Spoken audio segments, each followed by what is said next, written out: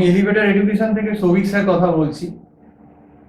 আজকে আমি যে টপিকটা নিয়ে আলোচনা করতে চাই, যে ক্যালকাটা ইউনিভার্সিটি আর আমাদের Maulana Abul Kalam Azad university of technology, যদি এই দুটো ইউনিভার্সিটি আমরা কম্পারিজন করি তাহলে কোনটা বেটার মনে হচ্ছে আর কি। তো আমি প্রথমেই যেটা বলে নিতে চাই প্রত্যেককেই যারা আমার ভিডিওটা দেখছো, যে আমি কিন্তু প্রথমে গ্র্যাজুয়েশন লেভেলে Calcutta university economics honours pass করে বেরিয়েছি। তারপর কিন্তু আমি ডাব্লিউডি মানে ওল্ড যেটা ম্যাকআউট, আগে পরে তো ম্যাকআউট নাম হয়েছে, আগের নাম ছিল WD West Bengal university of technology. তার কিন্তু আমরা হচ্ছে ফোর্থ ব্যাচ, মানে ফোর্থ ব্যাচ। তো আমরা শুরুর দিকেই ডাব্লিউডি থেকে পাস করে বেরিয়ে, তো আমি কিন্তু সিইউতেও পড়েছি, পোস্ট গ্রাজুয়েশন লেভেল কিন্তু ডাব্লিউডিতেও পড়েছি, বা ম্যাকআউটও বলতে পারো, এখন হচ্ছে ম্যাকআউট নাম। তো আমার যা বাস্তব অভিজ্ঞতা, এবং আমি প্রায় 2007 থেকে টিউশনও পড়েছি। এমবিএ পাস আউট করার পর আমি বেশি দিন কর্পোরেটে কাজ করিনি, কারণ আমার পড়ানোর একটা প্যাশন ছিল, এবং আমি কাজ যখন ওয়ার্কিং আমি করতাম 1-1.5 বছর, তখনও কিন্তু আমি টিউশন পড়াতাম যখনই সময় পেতাম। তো পরবর্তীকালে আমি বিভিন্ন কলেজে পার্ট টাইম ফ্যাকাল্টি করেছি এবং নিজের বাড়িতে একটা ইনস্টিটিউশন তৈরি করেছি। দীর্ঘ 2007 থেকে প্রায় 2021 অব্দি আমি পড়াচ্ছি আমরা, এবং আমার ইনস্টিটিউশনের সঙ্গে আরো অনেক স্যার যুক্ত আছেন, যেমন অয়ন স্যার আছেন, বিবেকানন্দ স্যার আছেন, চন্দন স্যার আছেন, আরো অনেকে আছেন। তো আমার নিজের সিইউতে পড়ার অভিজ্ঞতা এবং ডাব্লিউডিতে পড়ার অভিজ্ঞতা, এবং এই এত বছর যে আমি সিইউরও স্টুডেন্ট পড়িয়েছি এবং ম্যাকআউটেরও স্টুডেন্ট পড়িয়েছি, তো সেই সমস্ত অভিজ্ঞতা নিয়ে আমি কিন্তু বিচার বিশ্লেষণ করছি। হ্যাঁ, আমার মতের সঙ্গে হয়তো অনেকের মতের নাই মিল হতে পারে, কিন্তু আমার যেটা মনে হয়েছে সেটা আজকে আমি ভিডিওতে বলবো। আমার প্রথমত এই করোনা পরিস্থিতিতে বলছি না, এই করোনা পরিস্থিতির আগে যখন নর্মাল পরীক্ষা হতো অফলাইনে, তখনকার পরিস্থিতি বিচার করলে আমি কিন্তু বলবো যে ক্যালকাটা ইউনিভার্সিটির পঠন পাঠনের মান কম্পারেটিভলি ম্যাকআউটের থেকে অনেক ভালো। কারণ সিইউর একটা সিস্টেমেটিক ব্যাপার আছে যেটা আমি ফেস করি, এবং সিইউতে যদি একবার কেউ ঢোকে, সিইউতে ঢোকাটা সোজা, মানে ঢোকাটা এখন সোজা আমি বলছি না, ঢোকা হয়তো তাও কোনোভাবে সে অনার্স বা পাশে ঢুকে গেল, কোনোভাবে নম্বর পেয়ে কোনো কলেজে, কিন্তু কোনোভাবে সে ঢুকে গেলেও বেরোনোটা কিন্তু খুব কঠিন সিইউতে, অন্তত আমাদের সময় তাই ছিল। আমাদের সময় যখন পার্ট 1 পার্ট 2 হতো অনার্সে, ইকোনমিক্স অনার্স বলো বা ম্যাথস অনার্স বলো, যে ডিফিকাল্ট ম্যাথস অনার্স ছিল, তো আমি কিন্তু অনেককেই দেখেছি যে পার্ট 1-এ গিয়ে ম্যাক্সিমাম স্টুডেন্টেরই কিন্তু অনার্স কেটে যেত, অনার্স রাখতে পারতো না, অনার্স কেটে পাসে কনভার্ট হয়ে যেত, এতটাই কিন্তু পেপার চেকিং টাফ হতো। এবং অল ওভার ইন্ডিয়াতে সবাই জানে যে ক্যালকাটা ইউনিভার্সিটির পেপার চেকিং কতটা টাফ। একটা ক্যালকাটা ইউনিভার্সিটিতে একটা ছেলে 50% নম্বর পাওয়া মানে সত্যি করে যদি পেয়েছে, সে কিন্তু জেনুইনলি কিন্তু খুব ভালো ছেলে আমি বলবো।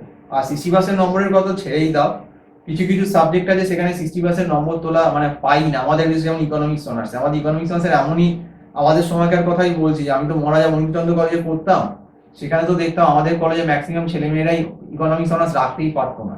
আমার নিজের অনার্সই কোনো রকম ভাবে থেকেছে, মানে আমিও নিজে 50% পাইনি, আমার অনার্সে মাত্র মার্কস ছিল 43%। সেই সময় আমি তোমাদের বলছি 2004 সালের কথা, 3-4-এর কথা, তখন 43% আমি অনার্স রেখেছিলাম। তার মধ্যে ম্যাক্সিমাম স্টুডেন্টেরই, আমাদের যারা 13-15 জনের অনার্স ছিল ফার্স্ট ইয়ারই, তাদের ম্যাক্সিমাম কিন্তু মানে অনার্স কেটে গেছিল, 3-4 জন, আমার 4-5 জন বাদ দিয়ে আমাদের।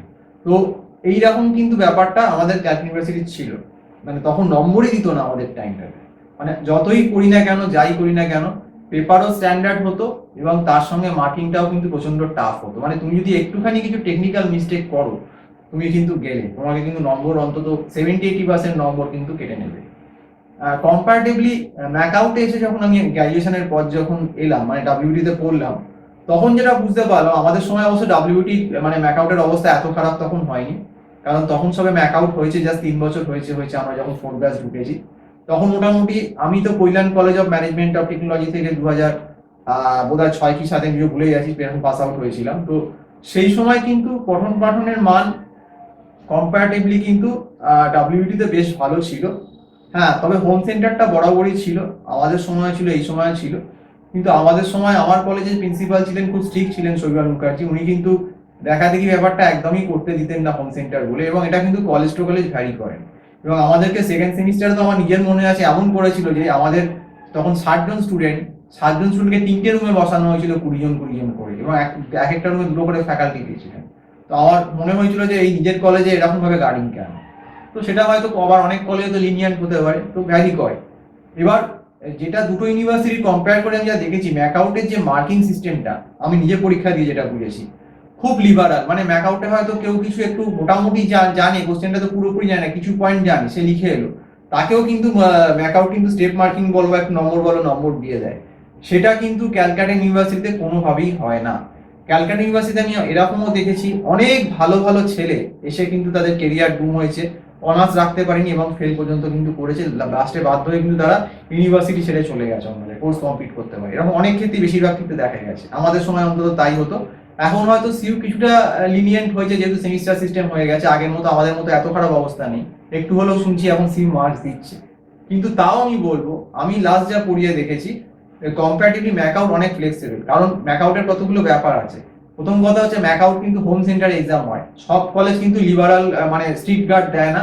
ম্যাক্সিমাম কলেজে আমি যা দেখেছি নাম করা কলেজগুলো ছাড়া কিন্তু খুব নমিনাল গার্ড দেয়, মানে অনেকে দেখে লেখে ইন্টারনালে ভালো একটা মার্কস দিয়ে দেওয়া হয়। এখন 70 নম্বরের ভেতর ম্যাকআউটের ইন্টারনালে 30 নম্বর থাকে আর 70 নম্বর থাকে হচ্ছে ইউনিভার্সিটি এক্সাম যেটা হয়। এবার সেখানে 30-এ যদি কেউ 24-25 দিয়েই দেওয়া হয়, সে যাই লিখুক না কেন, সে 40-এ পাস, সে তো পাস করেই গেল।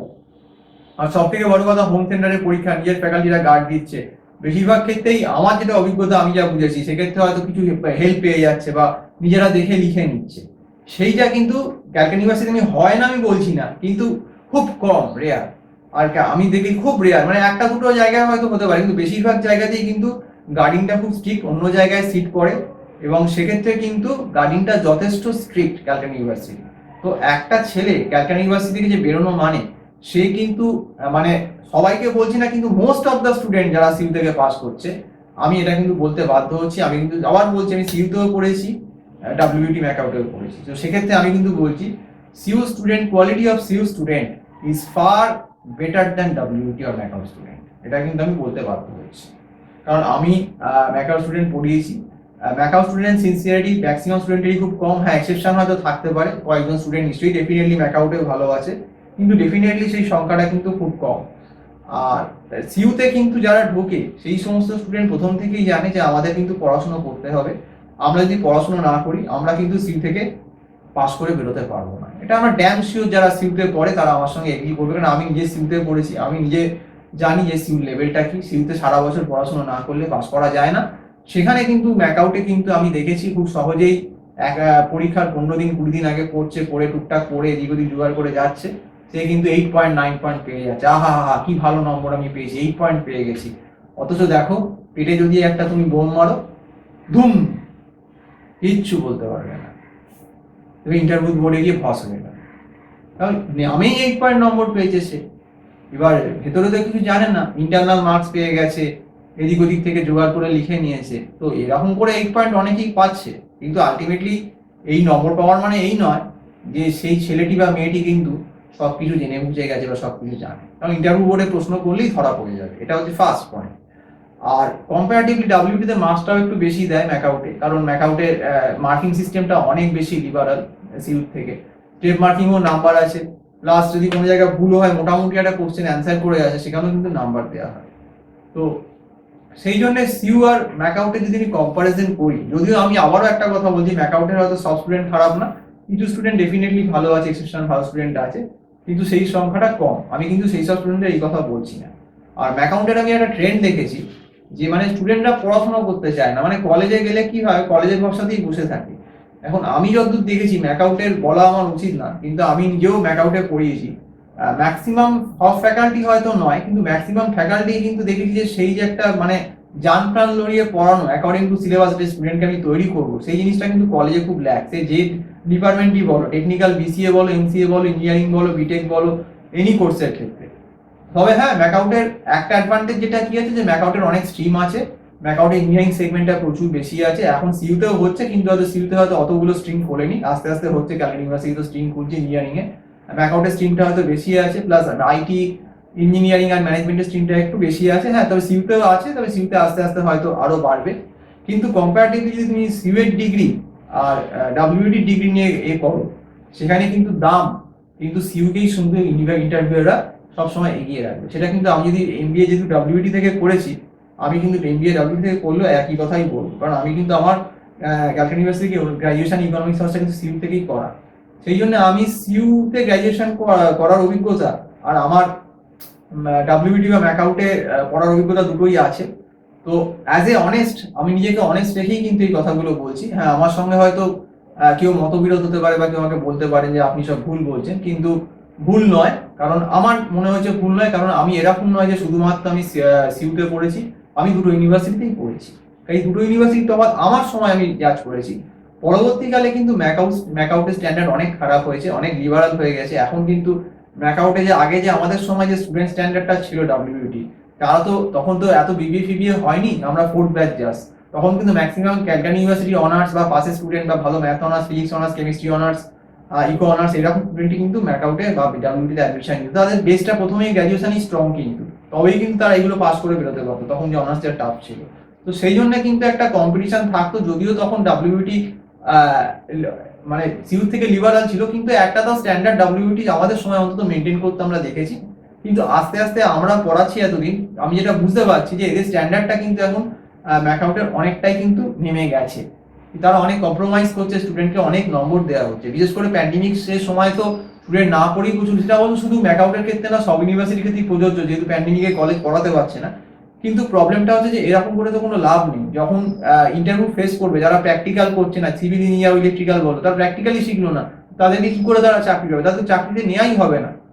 তো সেই জন্যই আমি বলছি যে আমার অ্যানালিসিসে কিন্তু আমার যেটা তোমাদের বলছি, সিইউ ইজ অন্তত CU is 70% better than MAKAUT. এটা পয়েন্ট দিলাম। তোমাদের যদি নিজেদের কোনো কমেন্ট মনে হয় যে ওপিনিয়ন দেওয়া, কমেন্ট সেকশনে ডেফিনেটলি দিতে পারো। তবে হ্যাঁ, একটা কথাই বলছি, যে যাই করো না কেন স্ল্যাং ল্যাঙ্গুয়েজ ইউজ করবে না। কারণ আমি অনেককেই দেখেছি যে এরকম স্টুডেন্ট থাকে যে স্ল্যাং ল্যাঙ্গুয়েজ ইউজ করে।